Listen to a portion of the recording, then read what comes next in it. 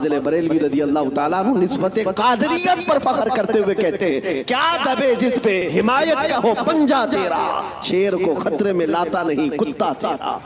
عزیزان گرامی، نسبت قادریت پر جب اتنا فخر ہے تو نسبت حسینی پر کتنا فخر ہو۔ مولا حسین کی نسبت نے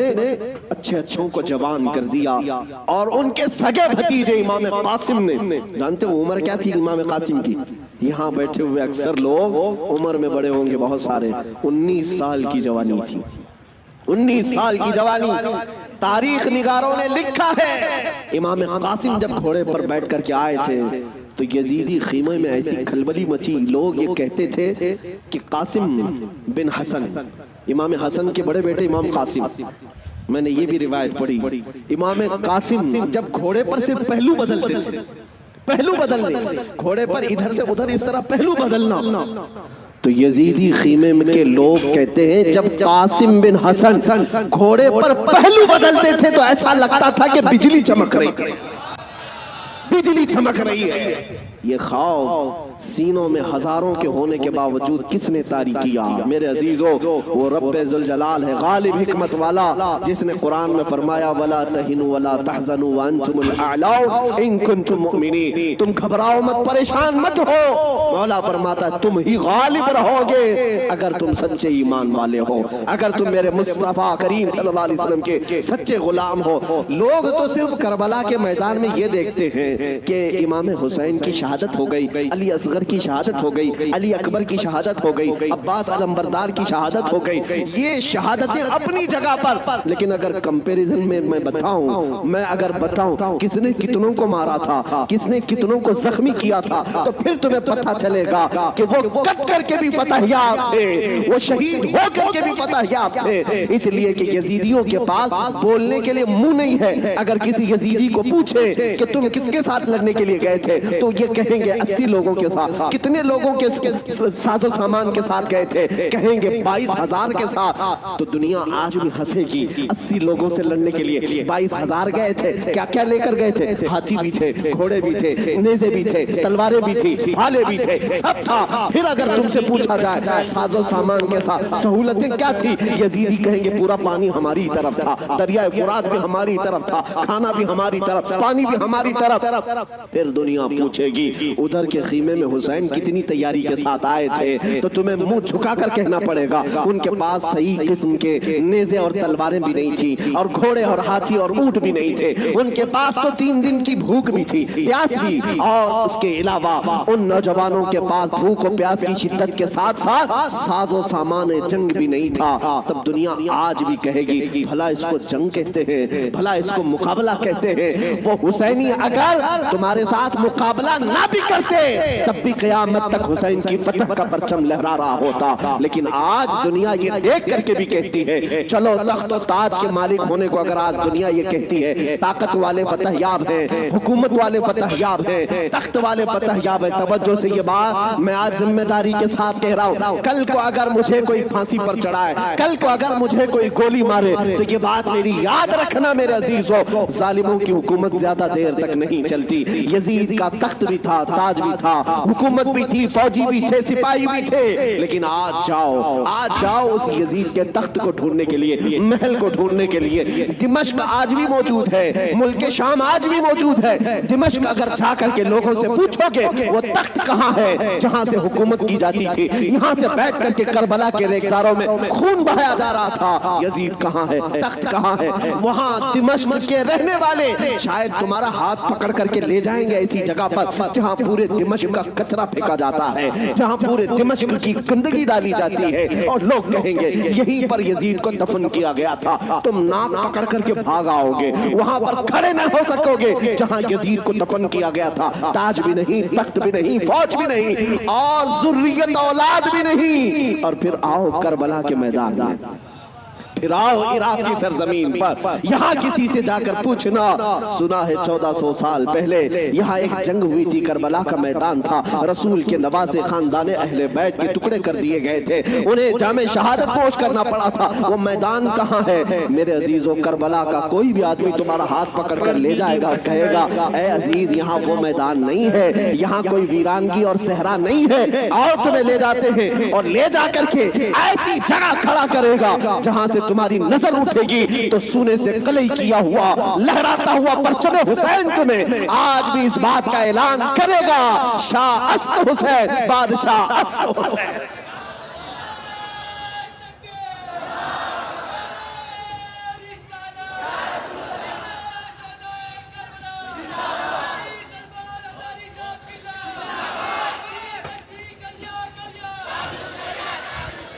جانتے ہو بہت سارے بچے، بہت سارے نوجوان کسی نہ کسی شخصیت کو اپنا آئیڈیل بناتے ہیں بچپن سے، الحمدللہ میں یہ تحدیث نعمت کے لئے کہہ رہا ہوں، اللہ میری ماں کو سلامت رکھے، جن سے میں نے واقعات سنے ہیں تو خالد بن ولید کے سنے تھے، اور ہمارے آئیڈیل جو بزرگ ہیں اس میں مولا امام حسین ہیں، ہم نے ان کو آئیڈیل بنایا ہے، آپ بھی بنا لو، اس لیے کہ ان لوگوں کو جس نے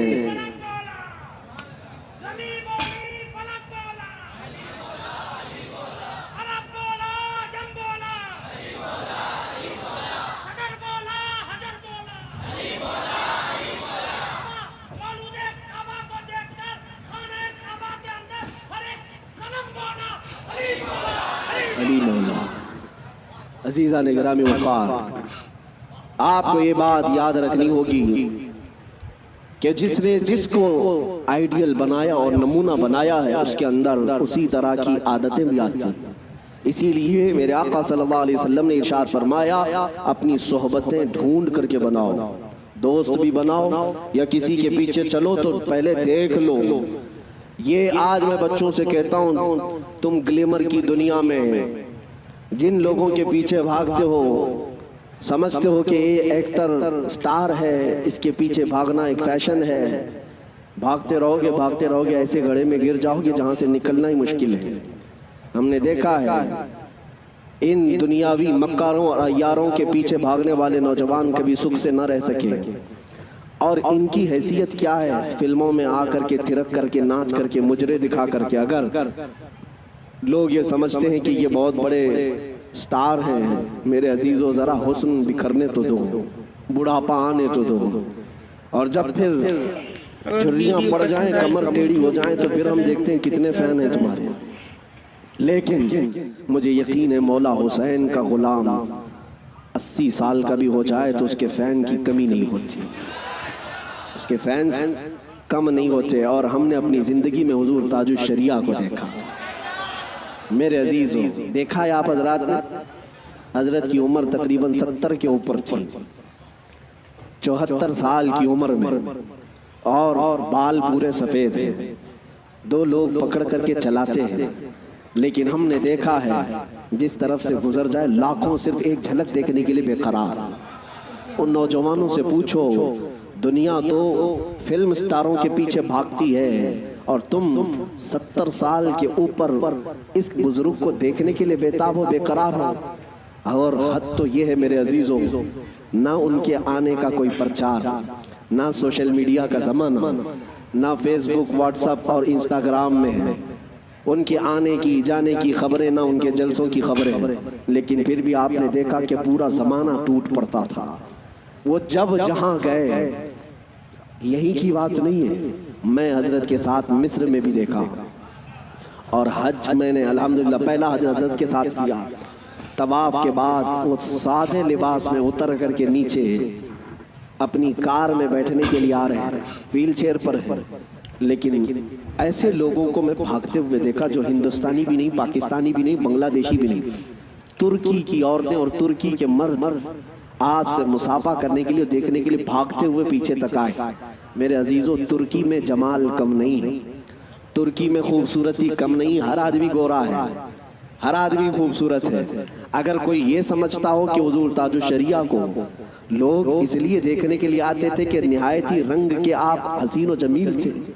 میرے عزیزو ترکیوں کے پاس حسن ہے، شامیوں کے پاس حسن ہے، مصریوں کے پاس حسن ہے، لیکن ان کو بھی ہم بے تاب و بے قرار دیکھا ہے، ہم نے دیکھا ہے۔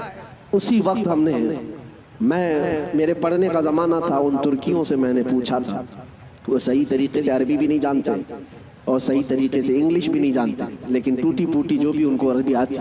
ہم نے پوچھا ان کو جانتے ہو؟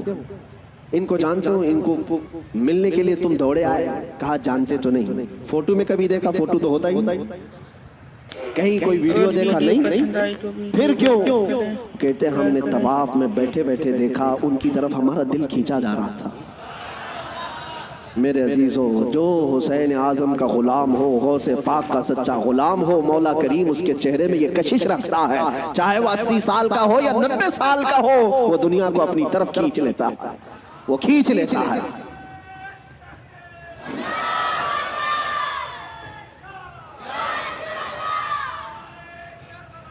اب آؤ میں آپ کو بات بتا دوں، مر جانا، کٹ جانا،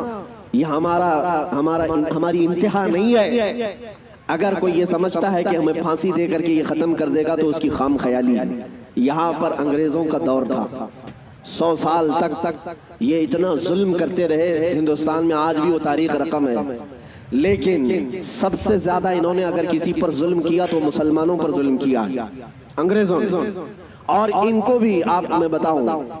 آج پھر وہ دور ہمیں نظر آ رہا ہے ظلم کا، کسی ایک خاص کمیونٹی کو ٹارگٹ کرنا۔ انگریز ڈرتے تھے کس سے جانتے ہیں؟ جن لوگوں سے وہ ڈرتے تھے وہ کالا پانی کی سزا دیتے تھے۔ انڈمان نکوبار،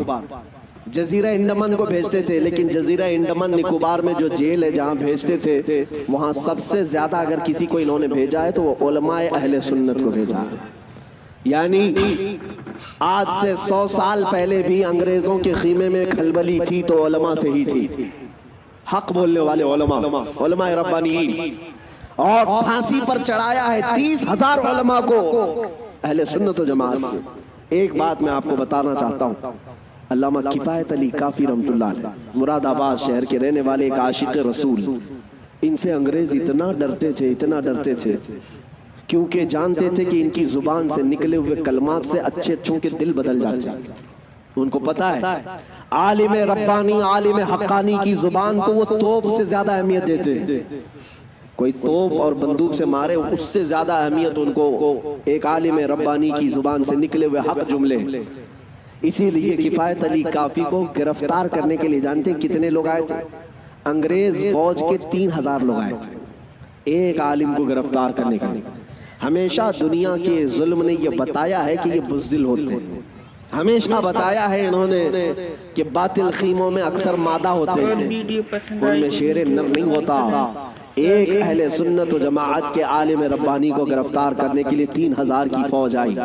اور گرفتار کیا، اور انہیں گرفتار کر کے سزائیں کیا دی تھی جانتے ہیں؟ ان کے جسم پر گرم استری پھیری جاتی تھی، اور جب ان کی چمڑی جل جاتی تھی تو نمک چھڑکا جاتا تھا۔ یہ کفایت علی کافی رحمت اللہ علیہ، تقریباً 1 ہفتے تک انہیں سزائیں دی گئی، اور پھر کہا جانے لگا کہ تم فتویٰ بدل لو، تم اپنی باتیں بدل لو، ہم اپنی حکومت میں تمہیں اہم عہدہ بھی دے دیں گے اور ماہانہ وظیفہ بھی جاری کر دیں گے۔ مگر وہ کفایت علی کافی عاشق رسول تھے، بازار مصطفیٰ میں بکا ہوا غلام پھر کسی انگریز کے ہاتھ میں کیسے بک سکتا ہے؟ میرے عزیزو، وہ کفایت علی کافی اعلیٰ حضرت سے پہلے کے ہیں، اعلیٰ حضرت سے پہلے کہ 1857 کی بات کر رہا ہوں، غدر جس کو کہتے ہیں انگریز، اس وقت کفایت علی کافی سے کہا ان لوگوں نے، آپ نے کہا میں اپنے جملوں کو اور اپنی زبان کو بدل لوں، وہ بھی میرا دین اتنا ہلکا اور سستا نہیں ہے، میرے جسم کو ابھی تم نے صرف استری سے پھیرا ہے، اگر ٹکڑے بھی کر دو تو میں اپنے اسی عزم پر باقی رہوں گا، اس لیے کہ کربلا کی داستان ہم نے بھی پڑھی ہے۔ میرے عزیزوں، کفایت علی کافی رحمت اللہ تعالیٰ علیہ کو 7 دن کے بعد تقریباً ایک چوراہے پر پھانسی کے لیے لایا گیا، اور سارا مجمع بھی تھا، پھانسی پر آپ کو چڑھایا گیا، اور اس عاشق رسول سے انہوں نے کہا تھا کہ اگر کوئی آخری خواہش ہے تو بتاؤ۔ ایک سچا عاشق رسول یہ نہیں کہتا کہ بیوی کو دیکھ لوں، بچوں سے بات کر لوں، جائیداد پراپرٹی کی وصیت کر لوں، بلکہ وہ کہتا ہے عاشق رسول پھانسی کا پھندا لگنے سے پہلے خواہش یہ ہے کہ ایک بار نعت رسول پڑھ لوں، اور پھر کہا